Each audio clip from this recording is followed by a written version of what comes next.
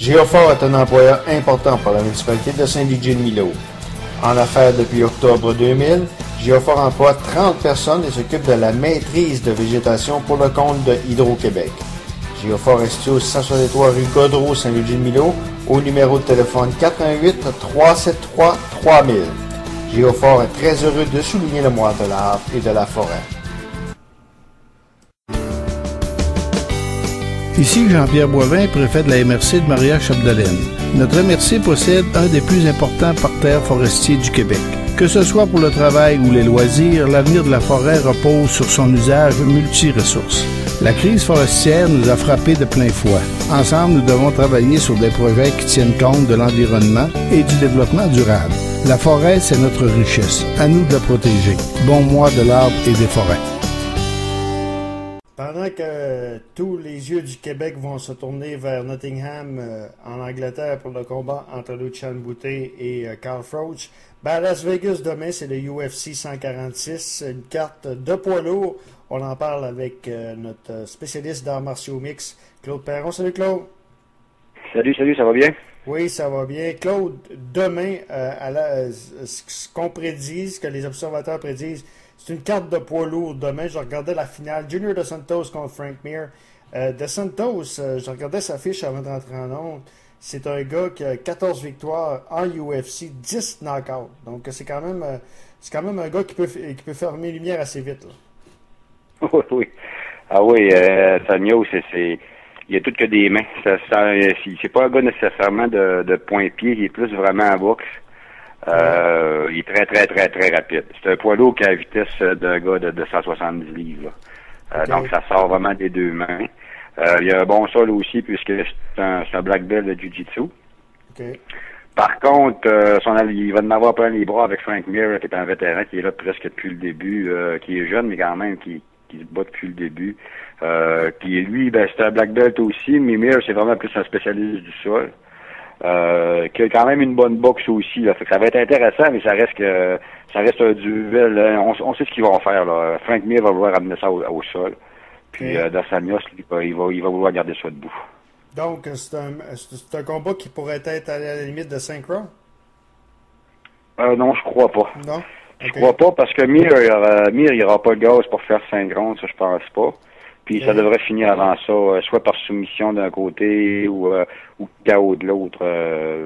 Je vois pas vraiment d'autres issues que ça. Je pense pas que ça aille à la limite. OK, donc c'est un combat qui va avoir lieu demain. Maintenant, en sous-carte, Cain Velasquez contre Antonio Silva. Est-ce que c'est le frère d'Edison Silva? Pardon? Est-ce que c'est le frère d'Edison Silva, Antonio Silva? Non, Silva, c'est comme Tremblay ici, là. OK. Ouais. Là-bas, des Silva, il y en a plein. Non, par contre, c'est un Brésilien. C'est lui qui a battu dernièrement Fedor, d'ailleurs, Gayan Silva, mais qui s'est fait battre chez Strikeforce. Il s'est fait battre par Cormier. Donc oui, c'est un très bon gars de sol, essentiellement. Puis c'est un gros bonhomme, là. Puis là, il se prend, lui, contre Cain Velasquez, qui est, à mon avis, le meilleur poids lourd présentement, c'est Cain Velasquez. Ah ouais? Oui, il s'est battu contre Dos Anjos la dernière fois, mais le combat a duré que 10 secondes. Il s'est fait pincer sa première échange. Mais Cain Velasquez, c'est une brute au sol en ground and pound. Il est très bon debout aussi. Je trouve que c'est lui qui est le plus complet chez les poids lourds. Moi, c'est mon préféré personnellement. Puis contre, ça va être un bon combat. Ça va être un bon combat aussi, ça. OK, je regarde la grandeur des deux. Silva, 6 et 4. Et Velasquez, 6 et 1. Est-ce que en arts martiaux mix, c'est un peu comme à la boxe? Est-ce que la grandeur et la portée peuvent donner un avantage à un combattant? Oui, debout, certainement, puisque tu as à dealer avec la longe aussi. Là. Pas s'il peut te garder loin en jabant ou en donnant des coups de pied ou des choses comme ça. C'est plus dur de rentrer à l'intérieur aussi, ça c'est définitif. Mais par contre, Antonio Silva, c'est un grand géant, là. Il est un peu, il a pas une super coordination, il est pas super athlétique, il est juste grand et gros, tu sais. Okay. Alors, il pourra pas gérer avec la vitesse à Velasquez, ça, j'ai des gros doutes. Il va vouloir ramener ça au sol, c'est sûr. Puis Velasquez, c'est un division 1, c'est un lutteur. Puis, j'ai bien hâte de voir ça, ça va être un bon combat, mais la grandeur de Silva, il pourra pas profiter, je crois pas. OK. Dans les autres combats, ça, on peut voir ça à la télé payante également. Roy Nelson contre Dave Herman. Est-ce que tu connais? Oui, Dave Herman, un gars très explosif. Puis après ça, Roy Nelson, un gars qui est capable de manger les taloches comme ça se peut pas. Okay. On l'a vu dans ces derniers combats. Il est pas tuable. Par contre, des fois, il mange des bonnes volées. Ça va être intéressant de voir ça. Herman qui dit qu'il va fermer les lumières. Ça va probablement être mais Nelson, il est excellent au sol. Hein. Donc, ça va être un combat intéressant aussi. Puis on a aussi un Canadien, je pense. On a-tu un Canadien dans cette carte-là? Oui, il y a Ludwig. Non, Ludwig, il n'est pas Canadien, lui. Non. Je pense, on n'a aucun combattant canadien dans ce UFC-là. On a eu plusieurs. On a deux autres combats intéressants. Là. Il y a CB Dalloway contre Jason Mayhem Miller. Ça va être bon aussi. Des gars connus. Puis il y a aussi un combat pour ceux qui aiment la frappe. Comme toi, tu es un amateur de boxe, ça c'est le combat, faut que tu vois. Dwayne Bang Ludwig contre Dan Hardy. Deux gars qui restent debout, qui se tapochent. Ça va être un combat excitant aussi. Et ça, les gens qui vont pouvoir le voir à TVA Sport, ça fait partie de la carte préliminaire. Là. Donc, oui, c'est ça. Elle va être gratuite. Elle va être complètement gratuite. Et Lamar Johnson est un gars assez connu aussi. Lui aussi va se battre contre un Russe, je crois. Lamar Johnson? Oui. Oui, non, il se bat contre Stefan Struve. Stefan Struve, c'est pas un Russe, ça. C'est pas c'est un gars de la Nouvelle-Zélande, Irlande, c'est ça. Okay. En Hollande. Un Hollandais. Un monstre. Il fait 6'11". Il était plus mec que ça, puis là, depuis 1 an ou 2, il essaie de se grossir. Là, il est rendu à 260 livres. C'est tout qu'un monstre, puis c'est un gars qui aime frapper, c'est un gars qui est bon debout.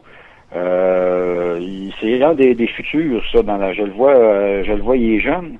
Puis il l'appelle de Skyscraper, le gratte-ciel. Il fait 6'11", le gars. Là. C'est toute une bulle. Ben, ça revient à ce qu'on c'est sûr que Lamar Johnson, lui, c'est un gros cognard. Ça va être un combat intéressant, mais je pense que Struve est beaucoup plus complet. OK. Ça revient à ce qu'on disait tout à l'heure. La portée peut donner un gros avantage à ce combattant-là. Oui, Struve, oui. Lui, s'en sert de sa portée. Il est plus agile, pas mal que Silva, là. C'est pas le même. C'est un grand, mais un grand agile, là. C'est pas un grand géant, un peu c'est pas coordonné, comme on voit des fois en boxe aussi, là, comme le gros, comment ça s'appelle, Vasiliev, là, en boxe, là. OK, le russe que Jean-François Bergeron, c'est Nicolas Valuev. Ouais, c'est ça, Valuev. Il n'y a pas de belle coordination, tu sais, ces gars-là, il est comme trop grand, il est comme, lui, c'est un peu ça, Antonio Silva, mais c'est pas le cas de Stefan Struve. OK. Parce que, on se rappelle, j'avais déjà fait l'entrevue avec Jean-François Bergeron qui s'était battu contre Valuev et il est gros, mais c'est pas nécessairement le gars qui frappait le plus fort. Ça je savais pas. C'est sûr que c'est peut-être intimidant. Oui, c'est très intimidant. Hey, parle-moi de Yves Jabouin. C'est un boxeur, c'est un combattant, que j'ai vu, là, j'ai appris à connaître. D'ailleurs, je commence à faire des démarches pour une entrevue avec lui. Il était du UFC mercredi dernier, d'un petit UFC. On l'a vu à TVA Sport en direct. Il est très impressionnant. Puis c'est un Québécois, Canadien d'origine haïtienne qui s'entraîne au Trickstar. Et moi, il m'a drôlement impressionné. Est-ce qu'on peut avoir... est-ce que Jabouin pour aller loin dans le UFC?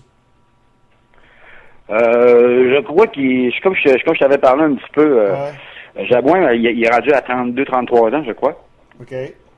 Lui, il a souffert, en fait, un peu du fait que le UFC a boudé ses divisions de classe-là pendant plusieurs années. C'est-à-dire que ça fait juste 2-3 ans là, qu'ils ont introduit les 155, les 145, là, ils ont introduit les 135.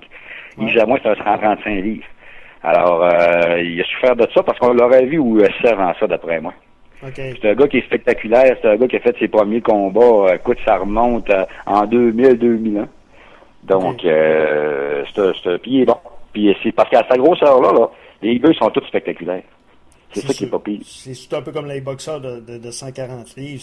Ils sont très spectaculaires, sauf que c'est un peu le même principe qu'à la boxe. S'il y a un 32 ans lourd, c'est pas vieux, mais un 32 ans léger, c'est lourd. C'est vieux. Ouais, parce que c'est ça, parce que quand tu vieillis, tu perds de la vitesse un peu, puis les premières affaires que tu perds, c'est ta vitesse et tes réflexes. C'est-à-dire que tous les combattants qui ont des styles basés sur les réflexes et la vitesse, quand ça baisse, on voit ce qui se passe. On a eu un bel exemple avec Roy Jones, par exemple. C'est que son style est basé sur la rapidité, ses réflexes. Puis quand tu perds le demi-pouce, là, ben là, tu te fais pincer. Ah non, j'ai été très impressionné. D'ailleurs, j'ai commencé les démarches. Je ne sais pas ce que ça va donner, mais on tente d'avoir une entrevue avec Yves Jabouin dans les prochaines semaines. Il s'entraînait avec... là, il s'entraîne au Tristar, mais avant ça, il s'entraînait avec Ness, je pense, il me semble. Mais c'est un ami de Georges Saint-Pierre. C'est un bon ami. Les deux étaient là. Georges Saint-Pierre était là pour encourager Jabouin lors de ça. Oui. Donc, c'était très intéressant. Peut-être dans son coin, je pense. Oui, effectivement. En terminant, Oui. demain, je vais y aller avec ta prédiction Bouté-Froch, parce que tu es un amateur de boxe également. Oui, je suis ça. C'est sûr que je pense que tout le monde s'attend pas mal pour dire que c'est le plus gros test à buter à vie.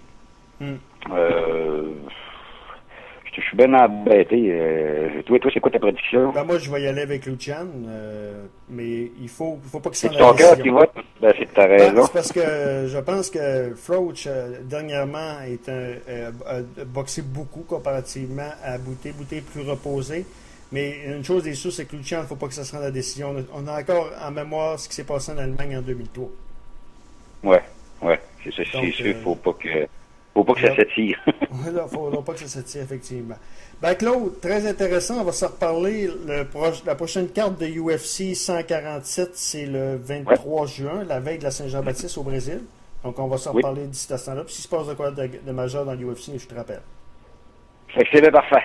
Voilà, donc c'était Claude Perron, notre spécialiste d'arts martiaux mix.